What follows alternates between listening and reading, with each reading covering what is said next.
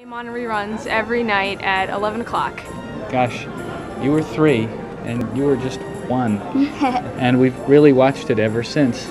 Every night I'd go into my parents' bedroom because they'd let me stay up if I was watching The Next Generation. The whole family can sit and watch together, from the smallest child to the oldest grandparent. And there aren't very many shows that can bring a family together like that. When I got cast, the first thing I did when I walked onto set and I was all done up and walked into deep space, and I was like, oh my gosh, and I went to the phone and called my mom and dad because I said, I'm on Star Trek. It's no small irony that it is that close, personal family connection the fans feel that fuels a huge multi-million-dollar industry. How much is it? $80. Yeah, well, it's on sale today. Oh, 20% off.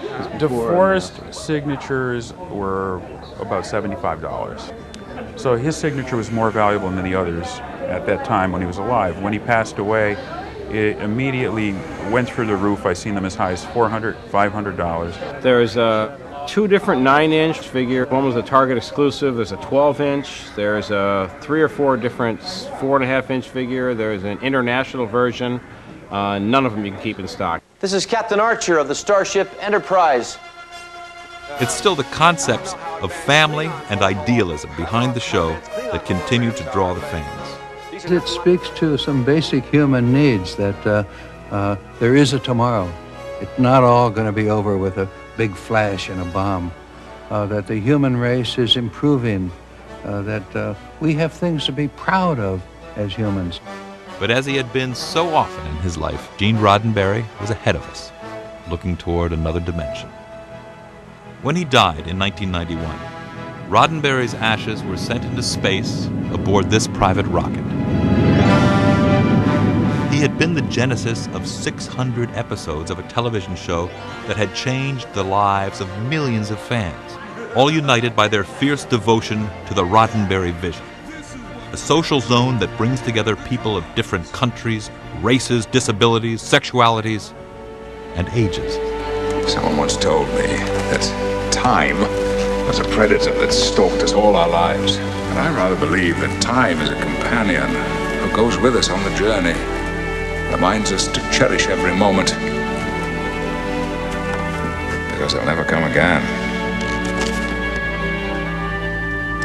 What we leave behind is not as important as how we've lived. You know, one thing about Star Trek, it's elusive. You think of Star Trek and you think of these great characters like Captain Kirk and Spock and Picard and Benjamin Sisko, and you think of them almost like father figures. Like these are characters who we look up to, who we respect. In reality, these are our great-great-great-grandchildren. We are responsible for building the world that they will eventually inhabit. I hope there's always going to be a Star Trek. I really do. You know, after Voyager, everybody's going, well, that's got to be the end of it. It's just got to be the end of it. And here it is. They've come up with a whole new concept, which sounds really intriguing. So it goes on and on. Will there always be a Star Trek? God, yes. God, yes. We love Star Trek! I see as many children at Star Trek conventions nowadays as I do adults. You know, and the kids are in the crazy spacesuits just like their parents are, and they love it, and it's a lot of fun for them. So yeah, there will always be a Star Trek. Space, a final frontier. These are the voyages of the Starship Enterprise. Her continuing mission to explore strange new worlds. To seek out new life. To boldly go where no one has gone before. We love Star Trek! I was able to meet His Holiness the Dalai Lama, who, to my astonishment, was a Star Trek fan. It's Star Trek that keeps me young. Jim, he's dead. He's dead, Jim. We love Star Trek! Dress them up and you can't take them anywhere.